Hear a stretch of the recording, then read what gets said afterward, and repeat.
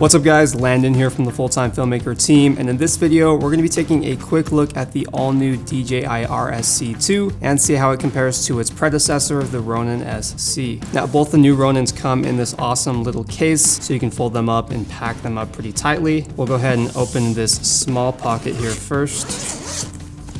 So the model we have here is just the base model. It's not going to have the follow focus or the Raven eye or whatever. It's just the basic necessities you would need for the RSC2. So in this pocket, it looks like we have a taller quick release right here. So this is if you had a follow focus and you wanted to mount it, you could do it right here. In this pocket, we have some extra 1/4" screws. There we go. And then another one. This is if you have a heavy lens and you need to mount the lens support on it. In here we have the lens support. On the Ronin SC it is plastic. On the RS2 and on the original Ronin S it is a metal lens support. This looks like the exact same one they have on the Ronin SC, so nothing's changed there between the two. In here we have our quick release. So just like on the RS2, we have our little dovetail plate. It's actually an Arca Swiss plate, so we can slide that off. That goes directly on the camera. And then we have our Manfrotto style plate, the big one that slides directly on the gimbal. And you'll notice that on this one, this is the RSC2 plate, there's no teeth on it like we see on the RS2. Not a big deal, just kind of a luxury of the RS2, I guess. But yeah, everything else is the same between those two plates. Right here we have our tripod, and this is the exact same as the original Ronin SC. So it's made of plastic, still very durable, but plastic as opposed to metal like we see on the RS2 and the Ronin S. So there we go, that's everything on that side. Now let's get to the good part. Bam, there it is. Real quick, we have just a couple of cables here, a lot of different RSS cables for cameras, so you can hook your camera up to the gimbal itself. And then this right here, I assume this is for charging the RSC. It's a USB to USB-C cable. Now this is kind of trippy actually looking at this, because obviously normally your battery grip would be separate from the gimbal, but here it's all together and it fits all in one piece here in this case. So I'm gonna unlock that and we can actually click that in place, tighten it right here. Let me go ahead and move this case out of the way. Now, if we get the RS2 and the Ronin SC, and we compare these two gimbals together, it feels like the RSC2 is honestly just a complete redesign of the Ronin SC, which makes sense. Obviously, you want the RSC2 to match the RS2, just kind of be a lower tier version of the RS2, because honestly, the Ronin SC has always felt a little bit flimsy to me, just not the most sturdy gimbal in the world. Parker even said it felt like a toy when he held it last year for the first time. So glad they got away with that. I don't think we need to focus on the differences between these two, because clearly the RSC2 is better. But between these two new gimbals right here, we can point out a few differences. First thing I notice is the RSC2 doesn't have those RSA ports that we see on the Ronin S2. It is still a NATO rail, so you could mount a handle or the briefcase handle that comes with the RS2 if you wanted to. The RSC2 also has the focus wheel that we see on the RS2. It has locking mechanisms. Strangely enough, the RSC2 has the little plate up here that can slide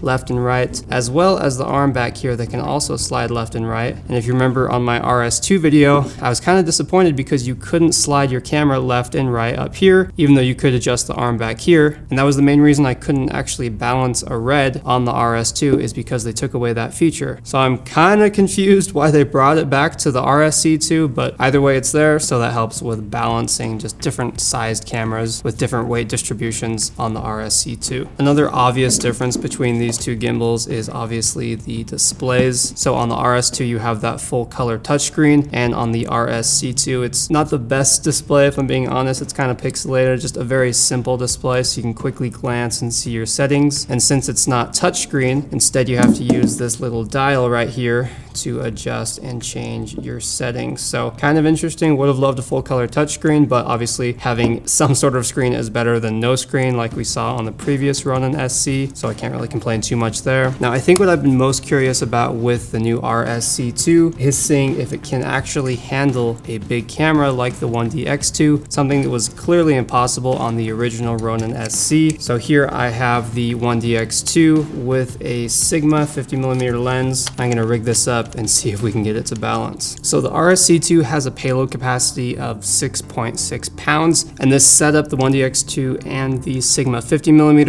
is roughly 5 pounds. So as far as payload goes, I think this setup is just under the limit, but the way that the weight is distributed on this setup, I can't balance this tilt arm because it's too short. This is the same problem we were having while trying to balance the red on the original Ronin S. If we could extend the tilt arm just a tiny bit more, it would work. So unfortunately, it cannot balance the 1DX, but the fact that it's that close means that it can probably balance a lot of smaller DSLRs and mirrorless cameras. On the Ronin SC, you could only use tiny little lenses like the RF 35mm. Otherwise, the eyepiece of your camera would actually hit the back motor. So it was kind of just annoyingly small, but we're obviously all wondering, how is the stabilization on the RSC2? Let's go do some tests.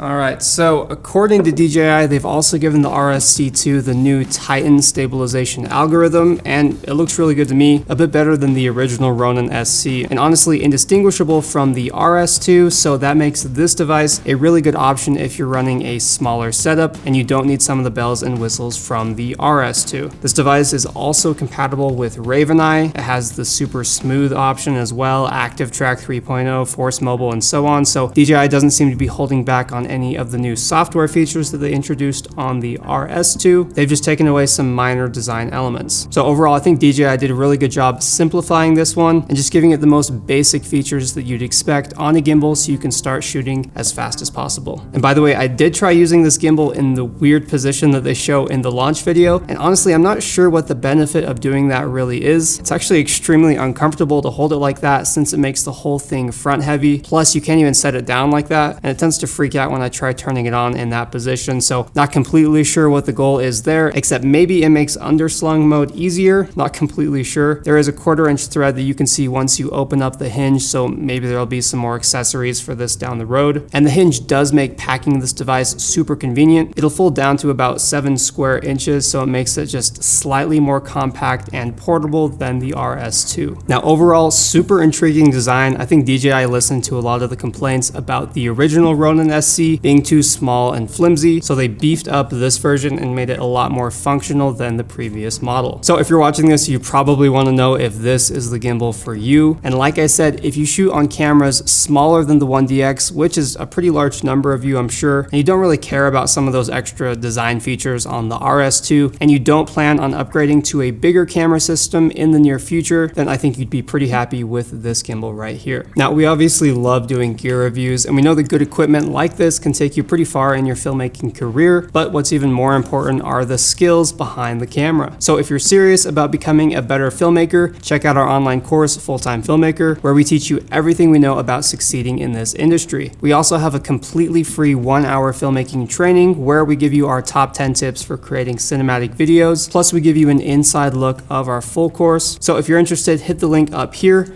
or in the description down below if you want to check that out. But that pretty much wraps up this video. If you guys have any further questions, please let us know.